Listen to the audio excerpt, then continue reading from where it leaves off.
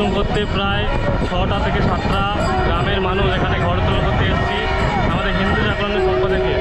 তো বহু মানুষ এখানটায় ঘর উত্তোলন করতে এসছে, আমাদেরও গোলাপি মোড় থেকে এসছে, দেখতেই পাচ্ছেন।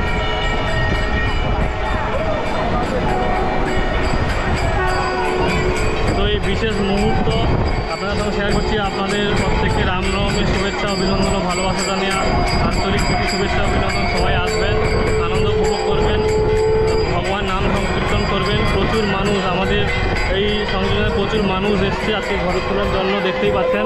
প্রচুর মানুষ, প্রায় হাজারো হাজারো মানুষ এখানটায় যোগদান করেছেন এই মহতী অনুষ্ঠান শুভ রামনবমীর ভগবান রামচন্দ্রের জন্মতিথিতে বাসন্তী উৎসবে, দুর্গোৎসবে আমাদের আজকে রামচন্দ্রের পুজো হচ্ছে। এই বিশেষ মুহূর্ত আমরা সরাসরি আমাদের ফেসবুক ইউটিউব চ্যানেলে তুলে ধরছি এবং লাইভ করছি। তো আমার ব্লগে কিছুটা মুহূর্ত আমি শেয়ার করলাম আপনাদের দেখানোর জন্য। সমস্ত ঘর দেখতে পাচ্ছেন, ঘর সমস্ত একই জয় শ্রীরাম, রাম লেখা আছে।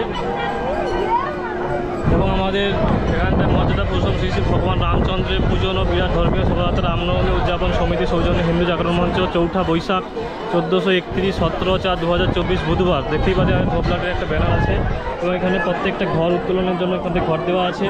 প্রচুর দিদিরা, মায়েরা, বোনেরা এসছেন, ভাইরা এসছেন এই ঘর উত্তোলনের জন্য। তো সবাইকে ভিডিওটা শেয়ার করার জন্য বলবো এবং কমেন্ট করার জন্য বলবো জয় শ্রীরাম।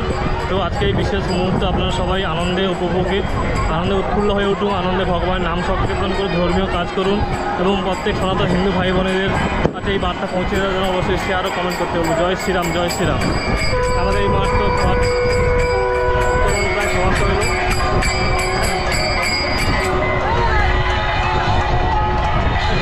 ঘর উত্তোলন হয়ে গেল জল তুলবে না, তো মোটামুটি এখন ঘর উত্তোলন হয়েছে, এবার জল তোলা হবে।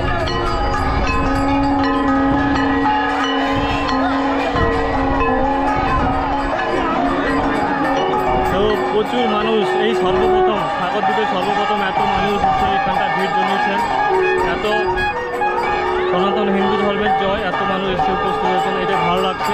আপনাদের সরাসরি দেখতেই পাচ্ছেন।